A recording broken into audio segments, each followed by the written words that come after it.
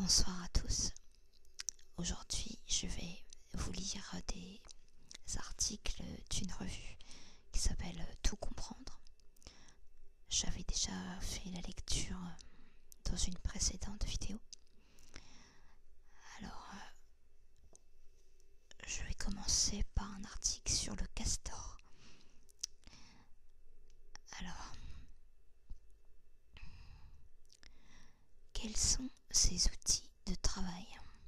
Ces dents, deux grosses incisives à l'émail orangé par mâchoire, taillées en biseau pour une efficacité optimale. Ces armes sont fatales. Dans un rayon de 30 mètres aux alentours, pas un arbre ne leur résiste. En moins d'une demi-heure, il ne reste plus qu'une maigre tige du plus costaud des troncs.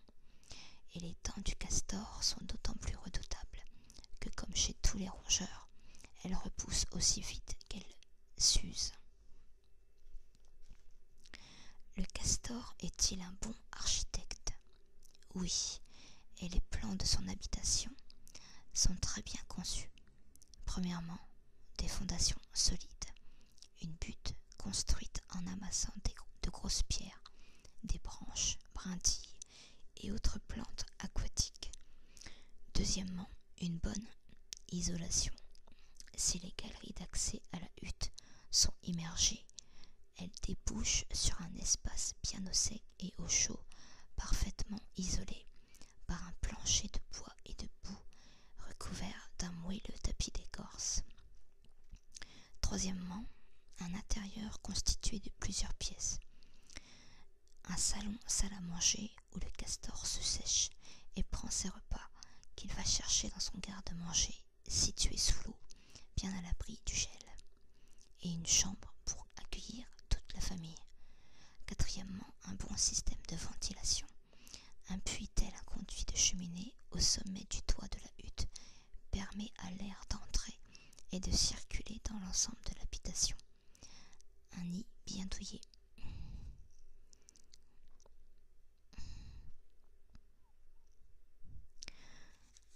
On va changer d'article.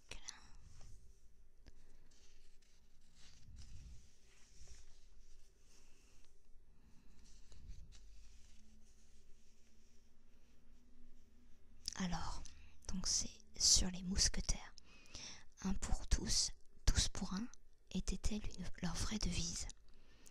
Et non, cette phrase devenue fameuse est une déformation de la devise tous pour un pour tous, que leur attribue à une seule reprise d'ailleurs Alexandre Dumas dans son célèbre roman Les Trois Mousquetaires. En réalité, la seule devise que l'on peut associer aux mousquetaires est celle qui figure sur l'étendard de la première compagnie créée sous Louis XIII, Quoruit et litum, qui signifie la mort où elle passe.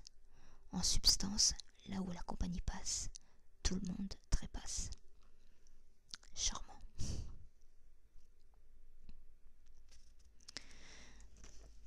Qui a inventé la guillotine?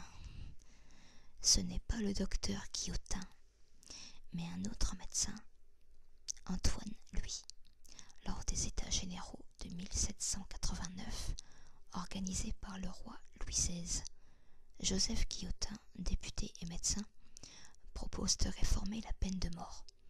Il veut que le mode d'exécution soit plus rapide pour atténuer les souffrances et identique pour tout le monde, car il était à l'époque différent selon les condamnés et le crime commis.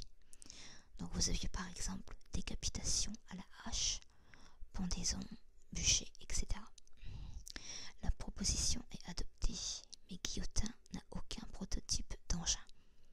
Il fait alors appel au chirurgien Antoine Louis, qui crée la machine infernale en s'inspirant de mécanismes utilisés depuis le Moyen-Âge dans d'autres pays. Elle est d'abord appelée Louison, en hommage à son créateur, avant d'être rebaptisée Guillotine, au désespoir de Guillotin, qui ne souhaitait pas y associer son nom. La première victime est le voleur Nicolas-Jacques Pelletier, décapité le 25 avril 1789, et la dernière exécution par guillotine a 1977 à Marseille. Pardon. J'espère que vous entendez pas le frigo parce que c'est vraiment énervant. Bon bref. Quand les routes ont-elles été goudronnées? Au début du XXe siècle, quand ce revêtement est devenu nécessaire pour la circulation automobile. Auparavant, les routes étaient en pierre. Les ingénieurs avaient compris que pour faire de bonnes voies de circulation, il fallait superposer plusieurs couches de pierre de taille décroissante, la surface étant formée de petits cailloux compactés par un rouleau compresseur. L'Écossais John McAdam perfectionna la technique. Il donna son nom au macadam, qui n'est pas une route goudronnée, mais un empilement de couches de pierre. Lorsque les premières autos se lancèrent sur ces macadams, elles les abîmèrent et soulevèrent des nuages de poussière. En 1900, quelques 1700 voitures circulaient en France. Ça allait encore, mais 10 ans plus tard, elles étaient 53 000. La situation devint problématique. En 1902, Ernest Guglielminetti, un scientifique suisse, eut l'idée de recouvrir une route de Monaco d'un mélange de sable, de gravier et de goudron. Bingo! L'idée s'avéra excellente, et l'homme fut pour toujours le docteur Goudron, même s'il ne déposa jamais de brevet pour son invention. Je vais boire un coup, un verre d'eau, parce que j'espère que je vais pas taper le micro, attention. C'est vraiment pas pratique les micro-casques. Aïe. Depuis quand se brosse-t-on les dents? Depuis 3 siècles environ. Auparavant, on se frottait les dents avec des végétaux, un bout de tissu ou avec ses doigts. La brosse à dents serait apparue au XVIIIe siècle, à la cour de Louis XV. Elle aurait été inventée en Chine en 1498 et rapportée. Je crois que j'ai mouillé la mousse de mon micro. Ça va peut-être faire mal aux oreilles. Je suis en train de pousser avec le doigt. Désolée. Voilà, ça y est, excusez-moi. Excusez-moi. Les premières brosses étaient en poil de sanglier ou de cheval, qui agressaient les gencives et retenaient les bactéries, douloureux et inefficaces. Il fallut attendre le milieu du XXe siècle pour voir apparaître des modèles avec des poils en nylon, matériaux plus hygiéniques inventés aux États-Unis. Pendant la Seconde Guerre mondiale, chaque soldat américain possédait sa brosse à dents. L'usage s'étendit ensuite en Europe. Aujourd'hui, 2 Français sur 3 se lavent les dents 2 fois par jour au moins.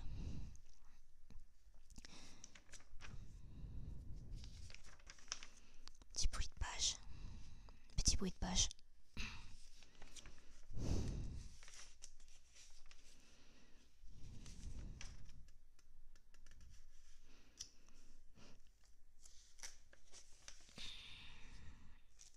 Alors un article sur la voix. Comment est produit le son de notre voix? Un son, c'est une vibration de l'air. Comment l'organisme... Oh, le micro il se prend dans les pages. Oh, décidément. Comment l'organisme s'y prend-il pour le faire vibrer? Attendez. Il dispose pour cela d'une soufflerie, des poumons et de cordes vocales. Sous l'action de l'air que tu expires, tes cordes vocales vibrent. Ce mouvement produit une vibration de l'air, donc un son. Les cordes vocales sont des cordons constitués de muscles.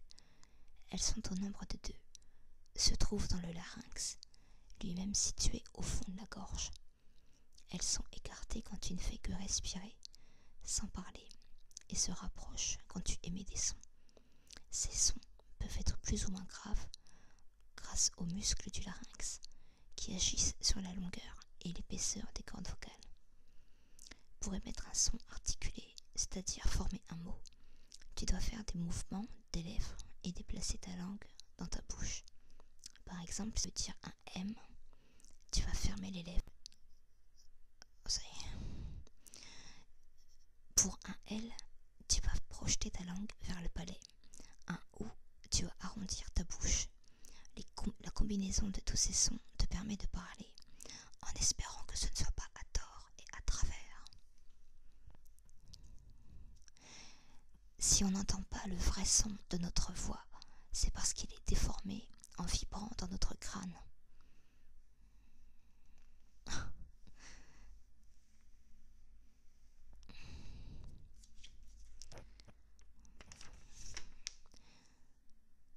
Alors, pourquoi les hommes ont-ils la voix plus grave que les femmes?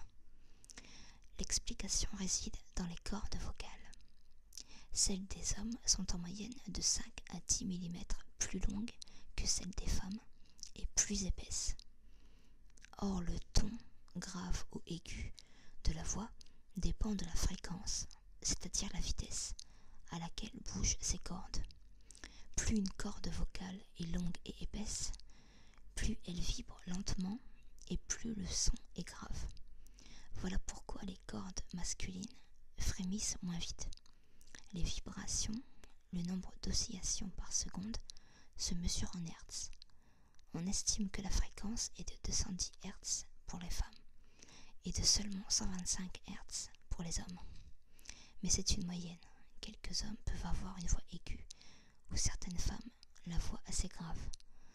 Parfois aussi, la voix d'une femme peut devenir plus grave de façon temporaire, suite à une laryngite par exemple.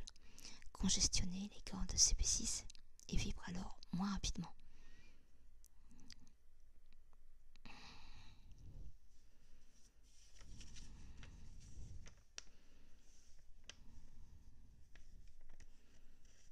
Attendez, il y a un petit article sur les chanteurs lyriques. Les chanteurs lyriques ont-ils des cordes vocales plus musclées? Oui, mais pas seulement. Oui, parce que ce sont en effet des muscles qui agissent sur la tension et la déformation des cordes vocales, et donc permettent de produire des sons plus ou moins graves ou aigus. Mais ce n'est pas tout. Des muscles périphériques font descendre ou monter le larynx dans la trachée, modifiant ainsi la taille de la caisse de résonance. Selon la position du larynx, le timbre de la voix est différent. Enfin, pour chanter, il faut du souffle, beaucoup de souffle, puisque c'est l'air expiré qui, rappelons-le, fait vibrer les cordes vocales. Pour remplir ses poumons, le chanteur utilise son diaphragme, un muscle qui agit sur les poumons, et pour inspirer, il sollicite ses muscles abdominaux, sans compter qu'il doit maintenir son corps dans une bonne position. Apprendre à bien chanter est un vrai travail d'athlète.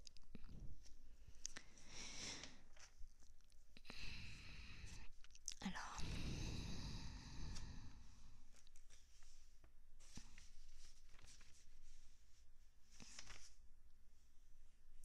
qui j'ai plus de voix. Qui a inventé les chips? Il s'agirait de George Crumb, un cuisinier américain qui travaillait dans un restaurant à Saratoga Springs, dans l'État de New York. Et il doit d'ailleurs son invention à sa colère. Le 24 août 1853, un client renvoie pour la deuxième fois son assiette en cuisine au prétexte que les frites sont trop épaisses pour lui. Très agacé, le cuisinier taille les pommes de terre le plus finement possible, les fait frire, les sale et les retourne aux clients difficiles. C'est un succès. Les chips sont nés. 163 ans plus tard, elles sont consommées dans le monde entier et il en existe des centaines de sortes différentes, au vinaigre, aux légumes, goût fromage ou poulet.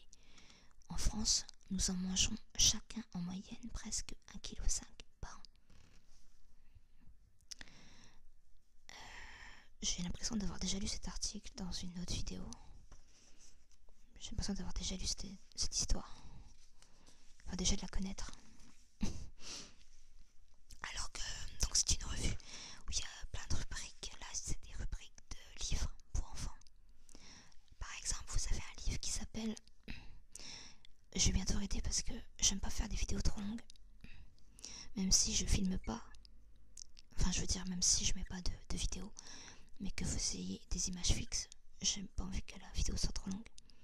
Je trouve qu'une vidéo de un quart d'heure ça suffit. Bon là ça va dépasser. Donc le livre par exemple, Hector et les pétrifieurs de temps. Hector Obel, élève de 10 ans, vit à Starclay, une petite ville très ennuyeuse de Grande-Bretagne. Comme chaque jour, le garçon se retrouve en classe, à tenter de ne pas s'endormir durant le cours de monsieur Lombetta. Quand tout à coup, prof et élève se figent, sauf lui. Que se passe-t-il? Est-ce la fin du monde?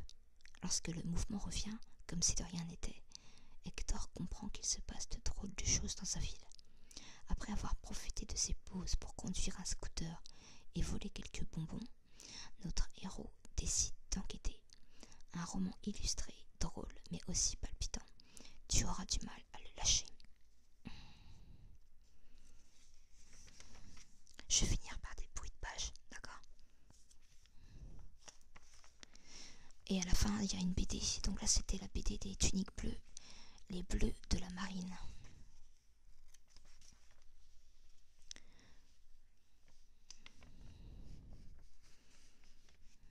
Donc je vous dis, je connais pas du tout les tuniques bleues. Je connais de nom, mais je n'ai jamais lu. J'ai trouvé ça plutôt marrant, la BD. Donc donc je vous lis le résumé de l'histoire. Rien ne va plus pour Blutch et Chesterfield, qui se retrouvent révoqués de la cavalerie. Le premier pour insubordination, le second pour lâcheté. Transférés d'un corps d'armée à l'autre, exaspérant tous les officiers, ils finissent par être expédiés dans la marine. Déroute face à l'ennemi, naufrage, les désastres s'enchaînent pour nos deux marins d'eau douce. J'avoue que c'était vraiment très marrant. Il y a plein de trucs super marrants. Parce qu'il y en a un, il supporte. Enfin, il fait semblant de tomber de cheval. Il fait semblant de s'être pris une balle. Attendez, j'adore le mec, la tête qu'il a. Blutch, mon pauvre vieux. Laissez-le sergent, mort ou blessé, il est devenu inutile pour la cavalerie. Chez nous, nous n'acceptons que des hommes durs et sains. Revenez, sergent. Quoi, mais je ne peux tout de même pas abandonner un ami. Un ami, si, pas un cheval. En temps de guerre, un cavalier sans son cheval n'est qu'un vulgaire fantassin. Et j'ai horreur des fantassins. Des fantassins. Chargez. Mon vieux Blutch, si tu veux encore t'en tirer cette fois-ci, il faudra trouver quelque chose et vite. Blutch, work. Ça y est, il m'en faut encore, mais qu'est-ce que j'ai encore dit à la fin? Pour la dernière fois, je vous somme de dépenser votre énergie sur cette en face. Prenez 10 hommes et allez me détruire la batterie qui nous cantonne. Canon depuis des heures, ça vous calmera les nerfs. Quant à moi, je vais faire un rapport qui ne sera pas piqué des vers. J'en ai assez de disposer parmi mes troupes des rebuts de la cavalerie. Venez, Blutch, on va lui montrer ce que ça fait des rebuts de la cavalerie. Aïe aïe, je sens qu'on va encore s'attirer un tas d'ennuis.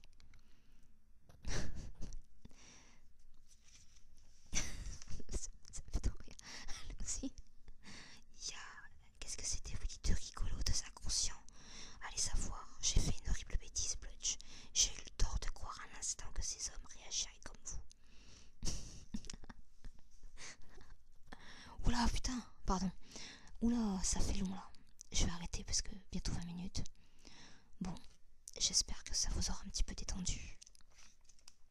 Je devais faire des bruits de page. Attendez, écoutez.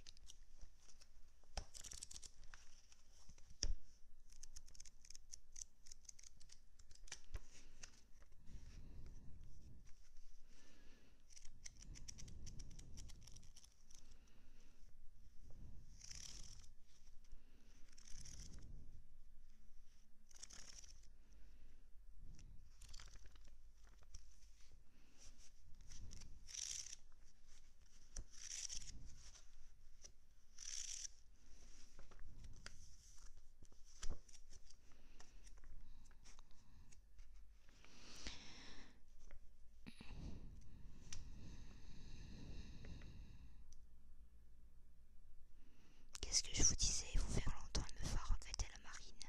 Alors Blutch, c'est pour aujourd'hui ou pour demain?